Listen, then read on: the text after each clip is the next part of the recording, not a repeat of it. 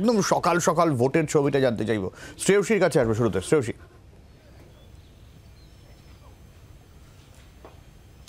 একেবারে দেখো, বালুরঘাট লোকসভা কেন্দ্রে যারা দুই মূল প্রতিদ্বন্দ্বী তারা দুজনেই কিন্তু আর কিছুক্ষণ পরে তারাও নিজেদের ভোটদান কেন্দ্রে তারা পৌঁছচ্ছেন। যেমন সুকান্ত মজুমদার তিনি 8টা নাগাদ যাবেন ভোট দিতে, অন্যদিকে সেক্ষেত্রে আমরা জানি যে বিপ্লব মিত্র তিনিও 8টা থেকে 8:30টার মধ্যে ভোট দিতে পৌঁছবেন।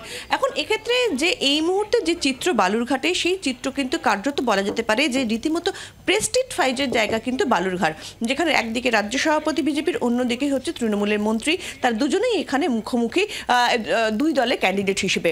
এখন সেই জায়গা থেকে দাঁড়িয়ে কিন্তু কার্যত বালুরঘাট লোকসভা ঘিরে কিন্তু লোকসভার যে ফল কি হতে চলেছে সেই দিকে কিন্তু নজর সব দিকেই রয়েছে। তোমাকে আমি দেখাবো যে সুকান্ত মজুমদার তিনি বেরোচ্ছেন এই মুহূর্তে।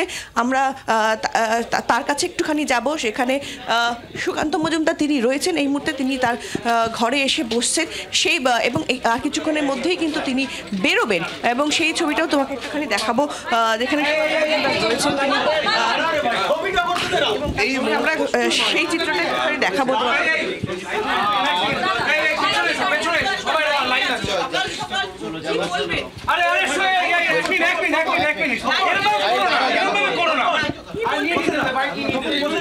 রেডি রেডি দেখুন, ভোট শুরু হয়েছে। গঙ্গারামপুরে কয়েকটি বিক্ষিপ্ত জায়গায় আমরা বিক্ষিপ্ত ঘটনার খবর পেয়েছি এবং আমার একজন বুথ সভাপতির বাড়িতে কাল রাত্রিবেলা হামলাও হয়েছে।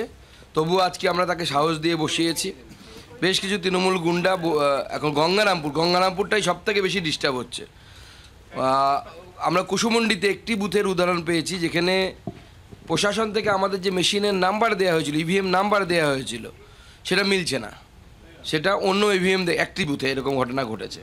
আমরা সেই জন্য বলেছি আমাদের এজেন্টদেরকে যে প্রশাসনের কাছ থেকে অর্থাৎ প্রিজাইডিং অফিসারের কাছ থেকে লিখিত নিতে, যে সেই মেশিনের পরিবর্তে বা সেই নাম্বারের ইভিএমের পরিবর্তে বর্তমান নাম্বারের ইভিএম এসেছে। আদারওয়াইজ মোটামুটি এখনও পর্যন্ত পিসফুল। সবে শুরু হয়েছে ভোট, 7টা বাজে, আপনারা জানেন 7:05 হবে এখন, হয়তো 5-7 মিনিট ভোট হয়েছে।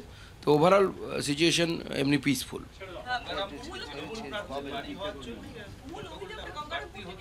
গঙ্গারামপুর থেকে হচ্ছে, কারণ গঙ্গারামপুরে যেহেতু তৃণমূল কংগ্রেসের প্রার্থীর বাড়ি এবং এর আগেও আমরা দেখেছি মিউনিসিপ্যালিটি নির্বাচনে তারা ভোট লুট করেছে। বেশ কিছু গুন্ডা বদমাশ আছে ওখানে, ওই আশেপাশের এলাকাতে তারা তৈরি করেছে। একজন আমরা খবর পেলাম গ্রামে 3 জায়গায় সে তার চেকিং পয়েন্ট নাকা চেকিং লাগিয়েছে, তৃণমূল গুন্ডা, কল্যাণ তার নাম। সে কারা যাচ্ছে ভোট দিতে, মানে তাদের পছন্দ মতো বা যারা তাদের ভোটার তাদেরকে ভোট যেতে দিচ্ছে, অন্যদেরকে যেতে দিচ্ছে না। তা আমি বেরিয়ে ওখানেই যাব, দেখি কত বড় মস্তান দাঁড়িয়ে আছে ওখানে।